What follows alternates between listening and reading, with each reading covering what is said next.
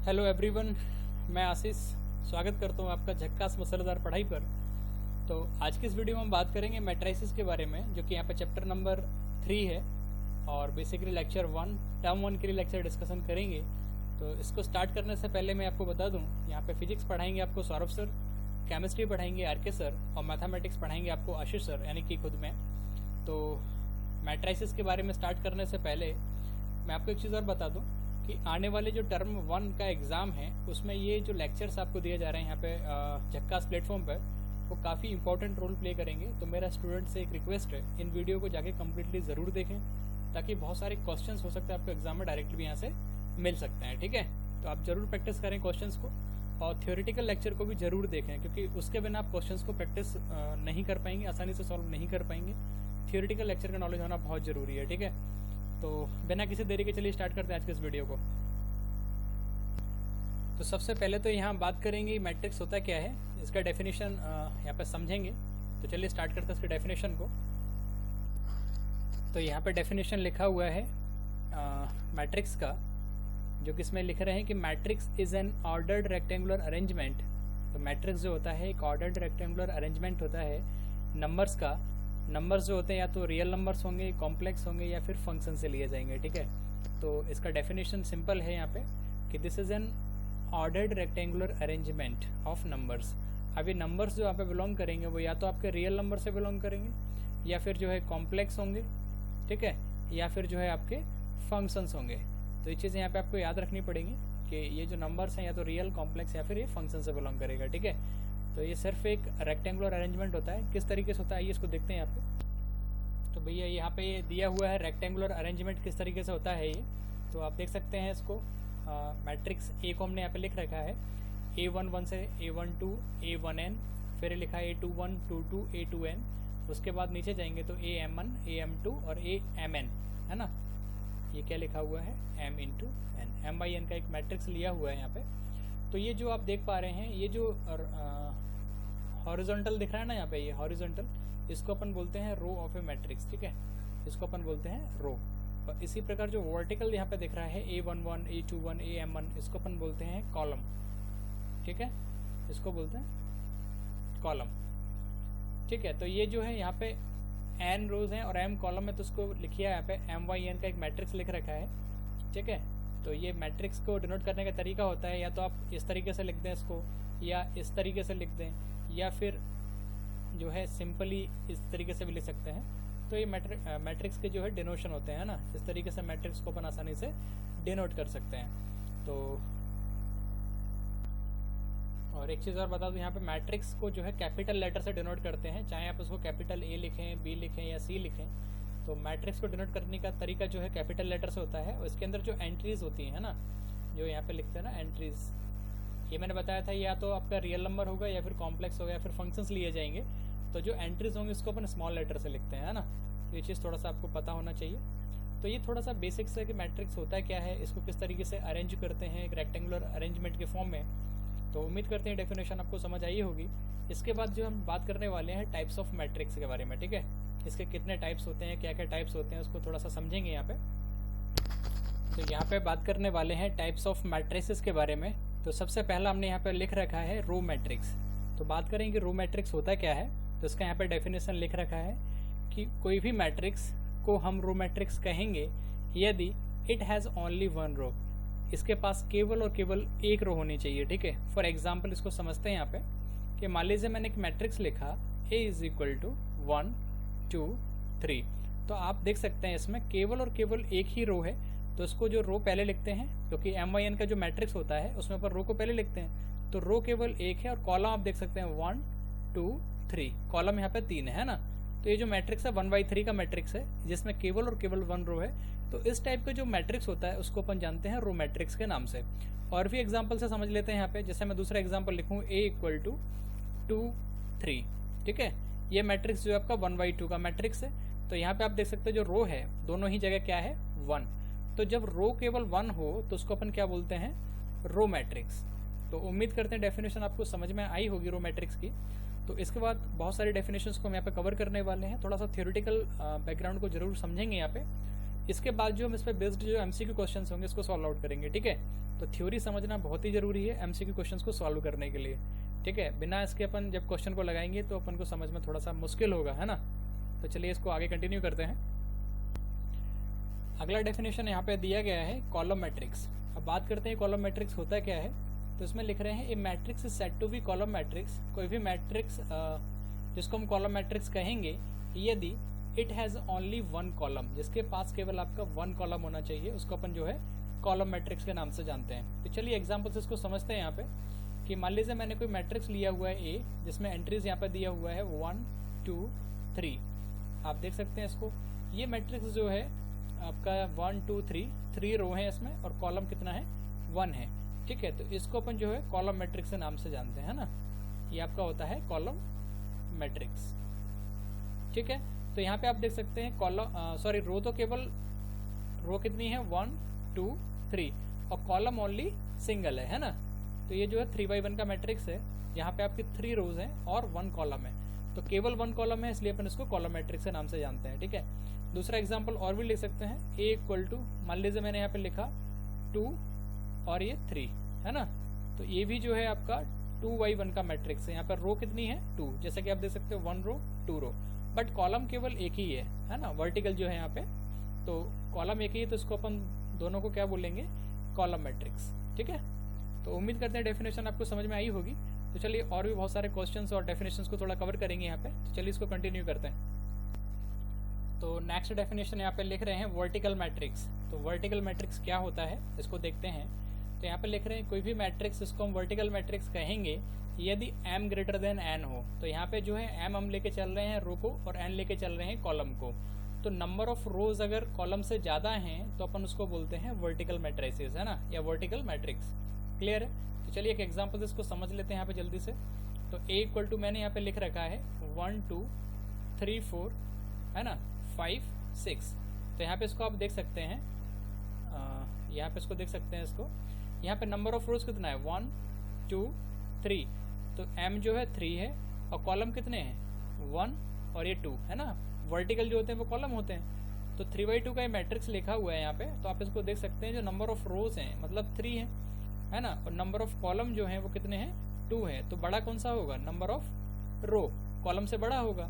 तो अगर इस कंडीशन को ये मैट्रिक्स फुलफिल कर रहा है तो अपन इसको बोलेंगे वर्टिकल मैट्रिक्स। तो उम्मीद करते हैं आपको डेफिनेशन समझ में आया होगा। तो चलिए नेक्स्ट डेफिनेशन की तरफ कंटिन्यू करेंगे।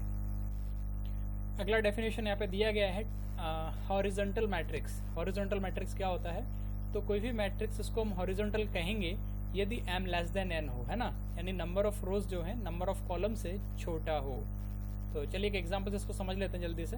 तो मान लीजिए मैं एक मैट्रिक्स लिख रहा हूँ यहाँ पे, तो थोड़ा सा इसको करेक्ट कर लेते हैं। तो यहाँ पे एक एग्जांपल लिया हुआ है मैट्रिक्स, जिसमें आप देख सकते हैं रो जो है वो कितना है, 2 ही रो हैं, एक तो ये रो है और दूसरी ये जो आपका हॉरिजॉन्टल देख पा रहे होंगे इसको, ये 2 ही रो है यहाँ पे। और जो कॉलम है वो कितने हैं 1 2 3, जो वर्टिकल है वो कॉलम है, कॉलम यहाँ पे 3 है। तो आप देख सकते हैं रो जो है वो कितना है 2 और कॉलम कितना है 3। तो यहाँ पे आप देख सकते हैं कि रो जो है कॉलम से छोटा है ना, रो जो है छोटा है कॉलम से। तो अपन कह सकते हैं कि इस टाइप का अगर कंडीशन होल्ड हो रहा है तो अपन कहेंगे भाई ये मैट्रिक्स जो होगा वो होगा हॉरिजॉन्टल मैट्रिक्स, ठीक है। तो इस टाइप के मैट्रिक्स को अपन हॉरिजॉन्टल मैट्रिक्स कहते हैं। उम्मीद करते हैं डेफिनेशन आपको समझ में आया होगा। तो चलिए नेक्स्ट डेफिनेशन की तरफ अपन कंटिन्यू करेंगे। तो अगला डेफिनेशन यहाँ पे लिख रहे हैं स्क्वायर मैट्रिक्स का, जो कि काफ़ी इंपॉर्टेंट रोल प्ले करता है मैट्रिसेस में। तो इसमें लिख रहे हैं कि स्क्वायर मैट्रिक्स क्या होता है। तो कोई भी मैट्रिक्स को अपन स्क्वायर मैट्रिक्स कहेंगे यदि नंबर ऑफ रोज जो है नंबर ऑफ कॉलम के बराबर हो। फॉर एग्जाम्पल जैसे मैं यहाँ पे लिखता हूँ एक मैट्रिक्स A इक्वल टू 1 2 3 4, ठीक है। तो ये जो है यहाँ पे नंबर ऑफ कॉलम और रो दोनों ही 2 2 हैं। आप देख सकते हैं ये रोज हैं आपके यहाँ पे, ये कॉलम है ना। तो नंबर ऑफ रोज और कॉलम दोनों बराबर हैं, तो इस टाइप के मैट्रिक्स को अपन जो है स्क्वायर मैट्रिक्स बोलेंगे। तो यहाँ पे ये जो मैट्रिक्स है वो 2x2 का स्क्वायर मैट्रिक्स है। इसी प्रकार हम 3x3 का स्क्वायर मैट्रिक्स भी लिख सकते हैं, 1 2 3 4 5 6 7 8 9।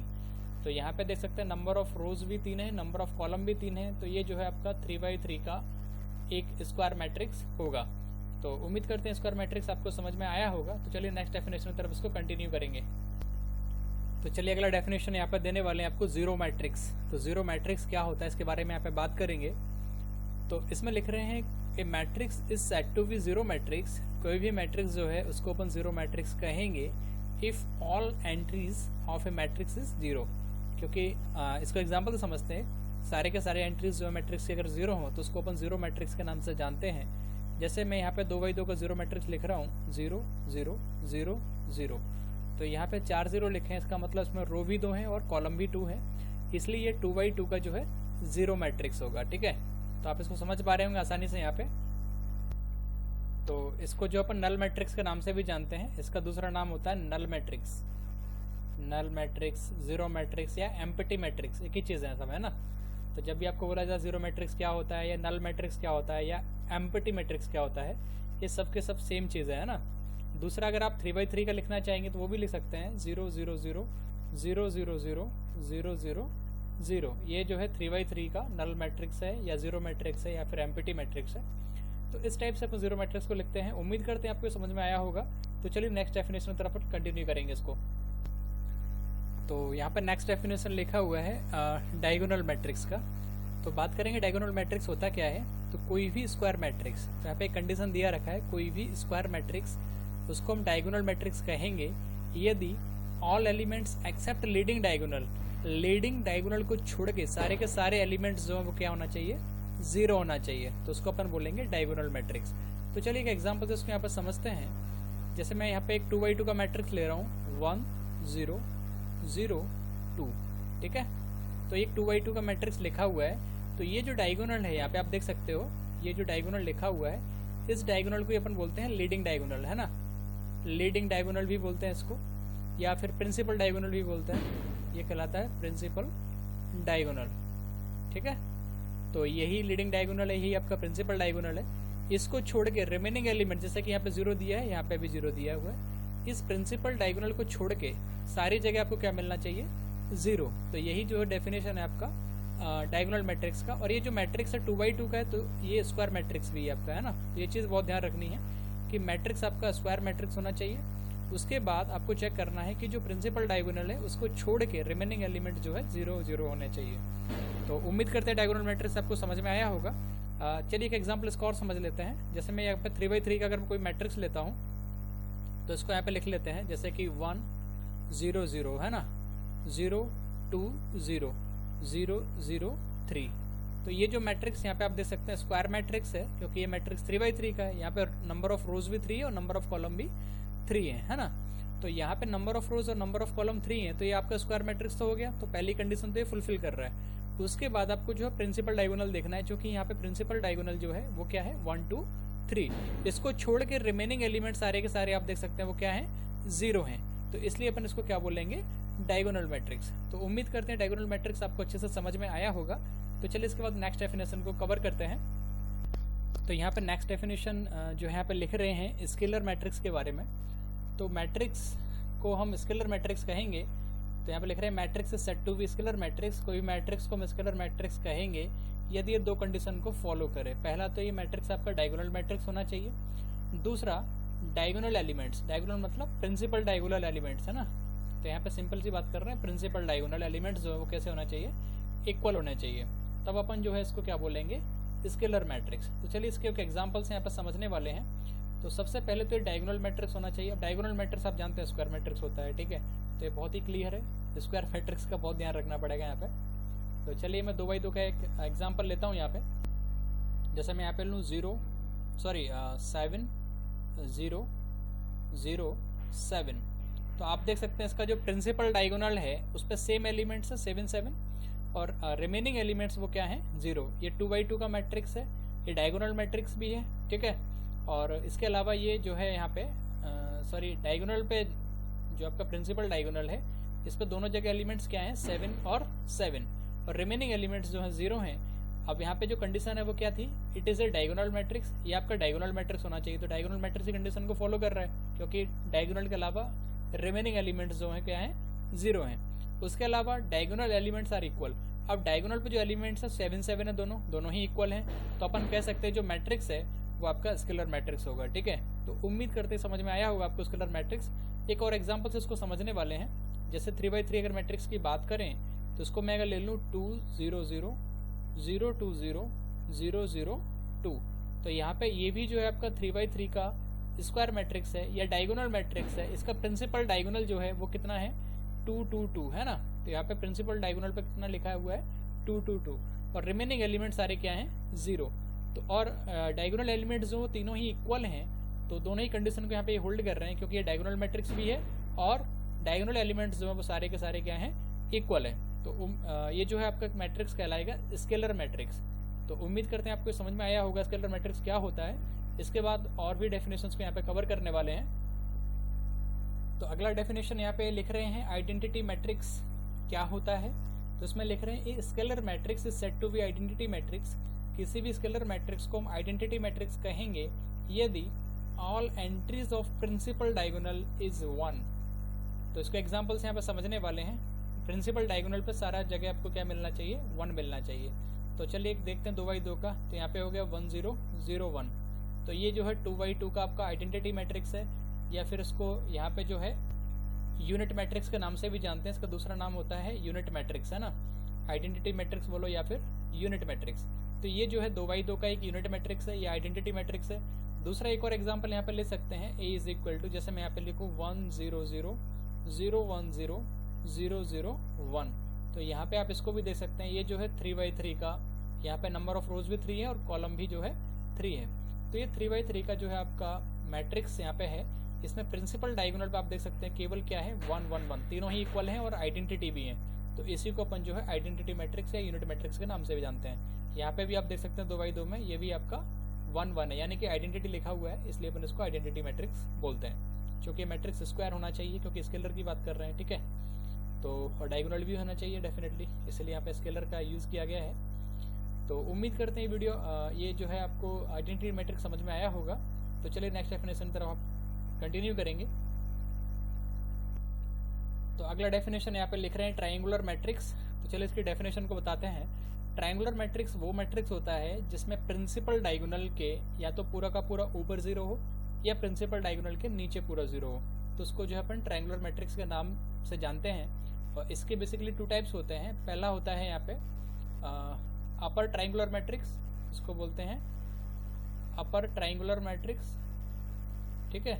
और दूसरा जो होता है उसको बोलते हैं लोअर ट्रायंगुलर मैट्रिक्स, है ना। ये होता है लोअर ट्रायंगुलर मैट्रिक्स।